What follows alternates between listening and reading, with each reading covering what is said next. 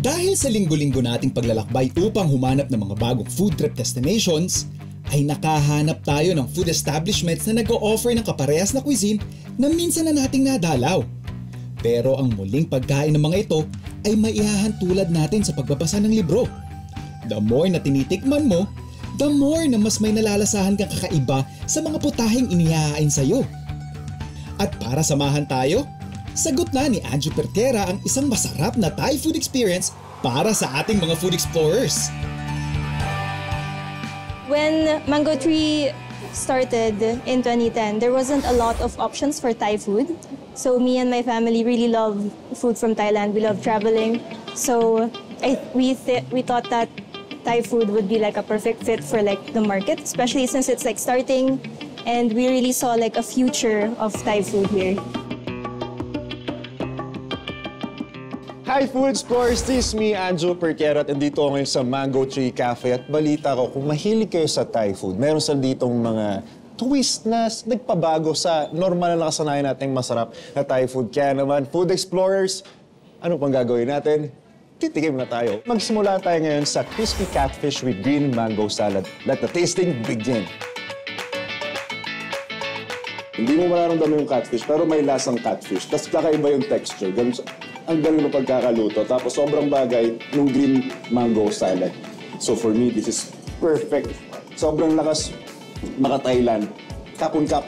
Food Explorers, katulad ko ba kayo na mahilig gumising sa umaga? Siyempre, ano bang number one kasama natin sa umaga? At ang best friend natin, kape. At siyempre, ang Thailand, hindi magpapatalo. Meron din silang Thailand coffee. Kaya naman ngayon, susubukan natin ito. Unang gagawin natin, kailangan natin haluin ng maigi. Ang sarap. Para siyang iced chocolate na hindi, na matapang. So parang sweet na ipaglalaban ka. Ganun yung lasa nito. Very good. I like it.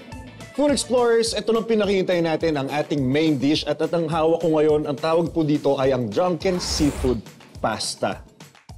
Tikman na natin agad to.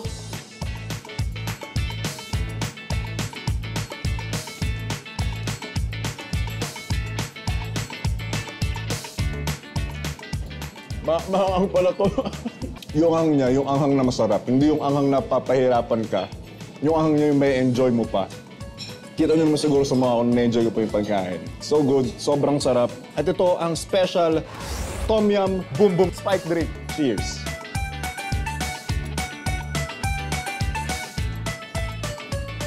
Parang pinag-halo-halong herbs na may wansoy, may malunggay, may lagundi, lahat nandito. Parang kung may lagnat ka, instant galing. So Food Explorers, additional information, kung familiar kayo sa Tom Yum soup, eto yun.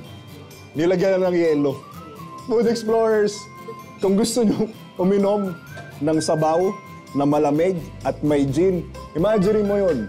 Wala ka nang hangover, lasing ka pa sabay. Dito lang yan. Tom Yum Boom Boom Spike Drink. Let's go.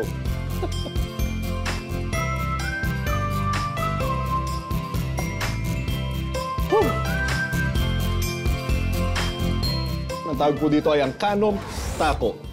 Mukha siyang maha pero titikman natin kung lasang maha rin siya. Mga Food Explorers, para siyang makapuno pero square at maliliit. Masarap to.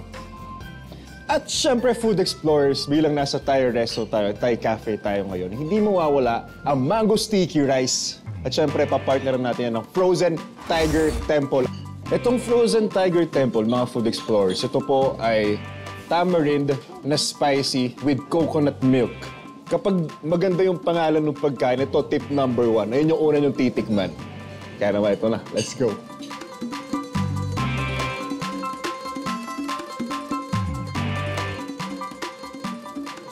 Kalasa niyo yung Tom Yum Boom Boom na may extra tamarind, tapos may onting spice nga. Para sa mga Food Explorers na pupunta sa Thailand, ito ang unang-una nyo nga hanapin kasi dito po sila sikat.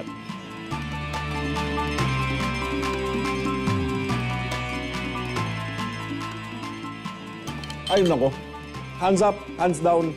Hindi mo na kailangan pang mag-book ng ticket pa Thailand para lang makatikim ng masarap na mango sticky rice. Siyempre, meron tayo dito yan sa Mango Tree Cafe. Ang sarap.